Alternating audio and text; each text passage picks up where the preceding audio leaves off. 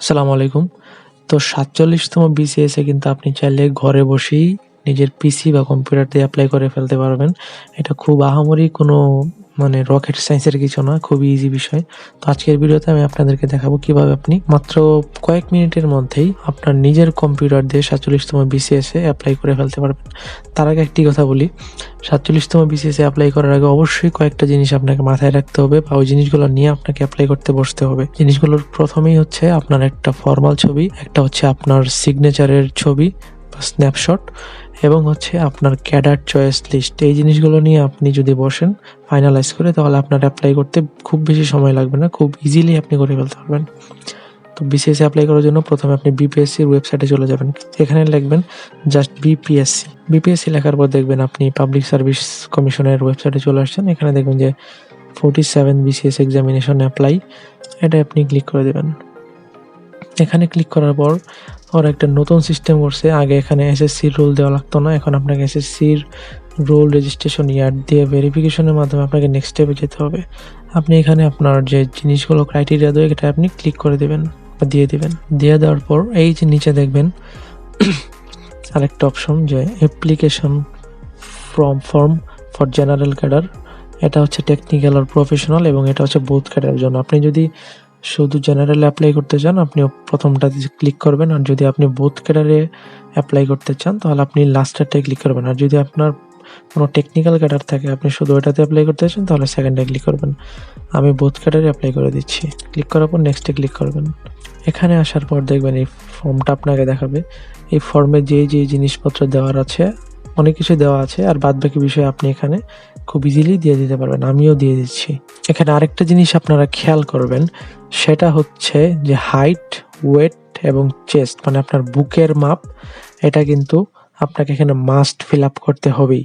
আপনার হাইট যদি আপনি সেন্টিমিটার, আমরা তো নর্মালি ফুটে বা ফিটে আপনার কিন্তু জানি যে আমরা কত ফিট কত ইঞ্চি, কিন্তু এখানে কিন্তু আপনাকে সেন্টিমিটারে হিসাব করে এটা দিতে হবে। যদি আপনি আপনার হাইটটা এক্স্যাক্টলি জানেন, কত ফুট আপনি, সেটাকে কিন্তু আপনি চাইলে অনলাইনে কনভার্ট করে নিতে পারবেন। ধরি আপনার হাইট হচ্ছে 5 ফুট 7 ইঞ্চ, আপনি কিন্তু 5 ফুট 7 ইঞ্চটা কত সেন্টিমিটার সেটা কিন্তু আপনি ব্রাউজারে যে এটা কিন্তু কনভার্ট করে দেখতে পারবেন। তবে সবচেয়ে ভালো হয় যদি আপনি আপনার কাছে কোনো টেইলার্স থাকে সেখানে যেয়ে যদি আপনি ওই ফিতা দিয়ে মেপে যদি আপনার হাইটটা এক্স্যাক্টলি কত সেন্টিমিটার সেটা দেখতে পারেন, এবং আপনার বুকের মাপ যেটা সেটা যদি আপনি দেখতে পারেন ওই ফিতা দিয়ে মেপে কোনো টেইলার্সে যায়, তাহলে সেটা আপনার জন্য সবচেয়ে বেশি ভালো হয়। এই জিনিসটা কিন্তু অবশ্যই মাথায় রাখবেন। সো এটা জানার পর আপনি এখানে আপনার ওই সাইজগুলো এখানে দিয়ে দিবেন। এরপর হচ্ছে আপনার যে পার্মানেন্ট অ্যাড্রেস এবং প্রেজেন্ট অ্যাড্রেস, এগুলো আপনি খুব ইজিলি দিয়ে দিবেন। এবং এখানে প্রেজেন্ট অ্যাড্রেসে দেখবেন একটা অপশন আছে যে কেয়ার ফর, অপশনাল যদিও, তো ওই বিষয়টা যদি ফিল আপ করতে চান তাহলে আপনারা ফিল আপ করতে পারেন। আপনার এখানে কার অধীনে আপনি বর্তমানে আছেন। যদি আপনি আপনার বাবা মার ফ্যামিলিতে থাকেন আপনার বাবার নাম বা মায়ের নাম দিয়ে দিলেন, আর যদি আপনি ম্যারিড হন আপনার আপনার শ্বশুর বাড়িতে থাকেন তাহলে হচ্ছে আপনি এখানে আপনার হাজবেন্ডের নাম, বা যদি আপনি মেয়ে হন আর কি, তাহলে হাজবেন্ডের নাম বা দিয়ে দিতে পারেন একটা কিছু, যদি এটা অপশনাল, এটা খুব একটা ম্যাটার করবে না। দেন হচ্ছে আপনি আপনার অ্যাড্রেসগুলো এখানে ইজিলি বসিয়ে দিবেন। দেন হচ্ছে exam centre, the most important thing. আপনি যেই বিভাগে আপনার সেন্টারটা নিতে চান এক্সাম সেন্টার, সেটা আপনি এখানে ক্লিক করে দিয়ে দিবেন। আমি আমার সেন্টারটা দিয়ে দিচ্ছি। দেন আপনি নিচে আর একটা গুরুত্বপূর্ণ জিনিস আছে, খেয়াল করবেন যে কোশ্চেন ভার্সন। এটা কিন্তু অনেকে বুঝতে পারেন না বা দেখতেও পারেন না, এটা কিন্তু এড়িয়ে যান অনেকেই। আপনার এখানে কি লেখা আছে, tick the box if you want English version question for preliminary test. যদি আপনি প্রিলিমিনারি পরীক্ষায় ইংলিশ ভার্সনে কোশ্চেন চান অবশ্যই এটাতে আপনি ক্লিক করে দেবেন, আর যদি না চান তাহলে এটা ভুলেও ধরবেন না। তো না ধরাই হয়তো বেটার হবে। দেন আপনি এখানে এটা ওকে করে দিবেন এবং নেক্সটে ক্লিক করবেন। দেন এখানে নেক্সট করার পর আপনার সামনে এই অপশনটা চলে আসবে যে এডুকেশনাল কোয়ালিফিকেশনসগুলো আপনি এখানে খুব সুন্দরভাবে সেট করে দেবেন। অলরেডি আপনার এসএসসিটা কিন্তু দেওয়া আছে, আপনি এইচএসসি, আপনার গ্র্যাজুয়েশন অনার্স, এবং যদি মাস্টার্স থাকে আপনি সেটা কিন্তু এখানে ইজিলি দিয়ে দিবেন। আপনি ফার্স্টে হচ্ছে এইচএসসিতে এক্সামিনেশনটা কি এটা দিবেন, বোর্ড সিলেক্ট করবেন, রোল দিবেন, রেজাল্ট দিবেন, গ্রুপ দিবেন, পাসিং ইয়ার দিবেন। গ্র্যাজুয়েশনে আপনার এক্সামিনেশনটা কি সেটা দিবেন, যেমন আপনি যদি বিএসসি করেন সেটা দিবেন, বা অনার্স করলে অনার্স দিবেন, আর যদি বিবিএ করেন তাহলে আপনি আদার্স দিয়ে সেটা দিতে পারেন। দেন হচ্ছে আপনার ইউনিভার্সিটি নেম দিবেন, আপনার স্টুডেন্ট আইডি, এটা নতুন সংযোজন সম্ভবত। আপনার বিশ্ববিদ্যালয়ে থাকা অবস্থায় আপনার আইডি কি ছিল সেটা আইডিতে দিবেন, আপনার সেশন দিবেন, আপনার রেজাল্ট দিবেন, আপনার পাসিং ইয়ার দিবেন, কোর্স ডিউরেশন নরমালি 4 ইয়ার থাকে, আপনি 4 ইয়ার দিবেন। আর যদি আপনার যে 2 বছরের যে একটা থাকে pass course, degree pass course সম্ভবত, ওইটা যদি থাকে ওটা এখানে দিবেন। দেন হচ্ছে আপনার রোল নাম্বার যেটা, সেটা আপনি দিবেন, যদিও এটা অপশনাল। দেন আপনার মাস্টার্সের ইনফরমেশনগুলো যদি থাকে আপনি এখানে ইজিলি দিতে পারবেন, যেটা অন্য সকল চাকরিতে আপনারা দিয়ে থাকেন। সো এখানে আমি আর খুব বেশি কিছু দেখাচ্ছি না। দেন হচ্ছে সবার নিচে দেখবেন যে post related subject for professional ও টেকনিক্যাল ক্যাডার। দেখেন আমার সাবজেক্ট যেটা সেটা অনুযায়ী হচ্ছে এখানে আমাকে একটা প্রফেশনাল বা টেকনিক্যাল একটা ক্যাডার দেখাচ্ছে, যে ফাইন্যান্স এডুকেশনাল সেক্টরে, এডুকেশনাল ক্যাডার ফাইন্যান্সের একটা ক্যাডার দেখাচ্ছে। তো আপনার যদি অনার্সে ওরকম কোনো সাবজেক্ট থাকে যে আপনার টেকনিক্যাল ক্যাডার আছে, তো আপনি এখান থেকে এটা সিলেক্ট করবেন। এটা সিলেক্ট করে দেন আপনি নেক্সটে ক্লিক করবেন।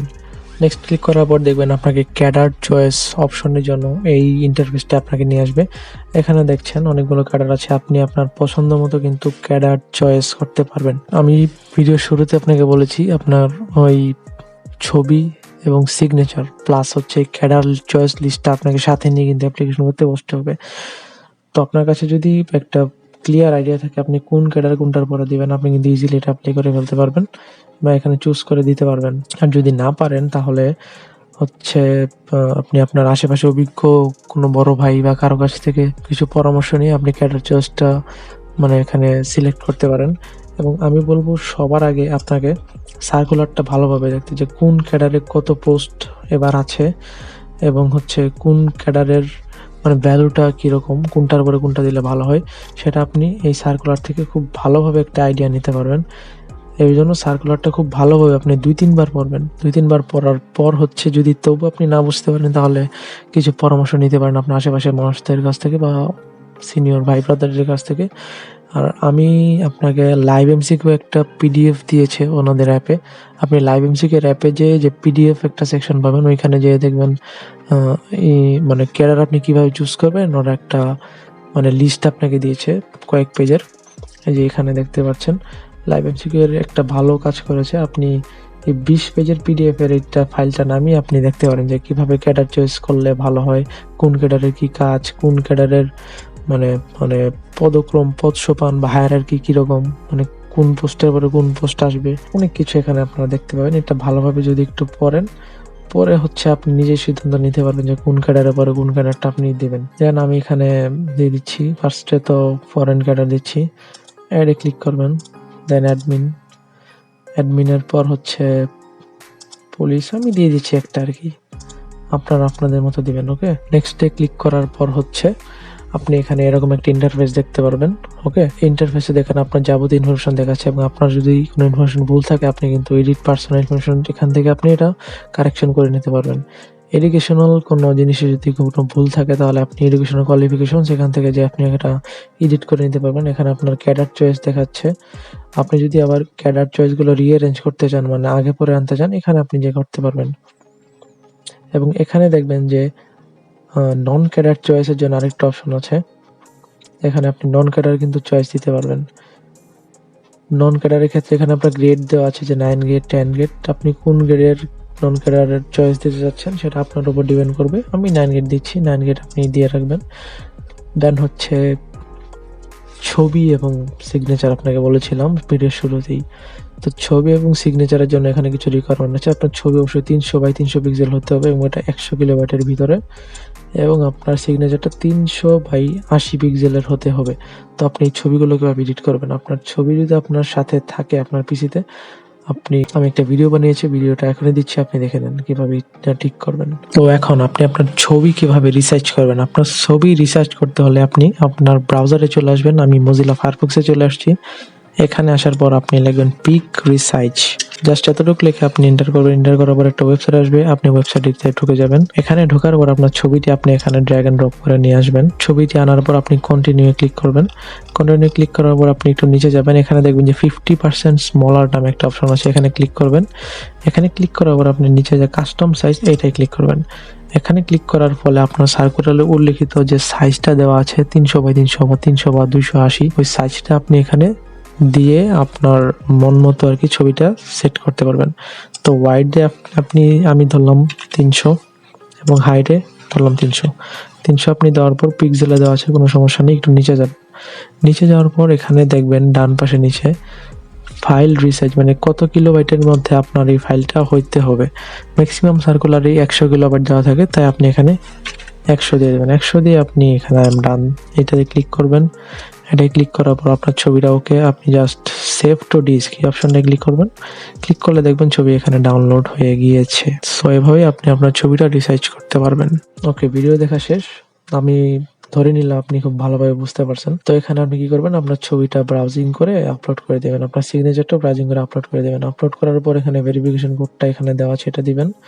দেওয়ার পর এখানে টিক দিয়ে আপনি সাবমিট অ্যাপ্লিকেশন করে দেবেন। যদিও আমি এখন অ্যাপ্লাই করছি না, তাই আমি এখনো সাবমিট করছি না। সাবমিট করার পর আপনার সামনে সুন্দরভাবে এরকম একটা পিডিএফ ফাইল চলে আসবে। আপনি ফাইলটা অবশ্যই ডাউনলোড করে রাখবেন, এটা খুব ইম্পর্টেন্ট। মানে আপনার অ্যাপ্লিকেশন কিন্তু অলমোস্ট শেষ।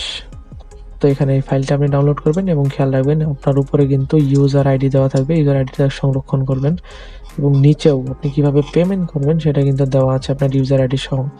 তো আপনি যখন টেলিটকে পেমেন্ট করবেন তখন কিন্তু ইউজার আইডিটা আপনার মাস্ট লাগবে, এবং ইউজার আইডি ইউজ করে আপনি কি টেলিটকে 200 টাকা দিয়ে পেমেন্ট করতে পারবেন। হয়তো কিছু সার্ভিস চার্জ লাগতে পারে। তো এই ছিল আজকের ভিডিও। এভাবেই হচ্ছে আপনি 47তম বিসিএস খুব ইজিলি একাই অ্যাপ্লাই করে ফেলতে পারবেন। দোকানে যে দৌড়াদৌড়ির কোনো দরকার নেই। শুধুমাত্র ঘরে বসে ক্যাডার চয়েস লিস্ট, আপনার একটা ছবি ফর্মাল এবং হচ্ছে আপনার একটা সিগনেচারের স্ন্যাপশট বা ছবি থাকলে আপনি ঘরে বসে অ্যাপ্লাই করে ফেলতে পারবেন। ভিডিওটা ভালো লাগলে অবশ্যই সাবস্ক্রাইব করবেন। আর যদি ফেসবুকে দেখে থাকেন অবশ্যই ফেসবুকের চ্যানেলটিতে ফলো দিয়ে লাইক দিয়ে দিবেন এবং অবশ্যই কমেন্ট করে জানাবেন ভিডিওটা কেমন লাগলো। ধন্যবাদ।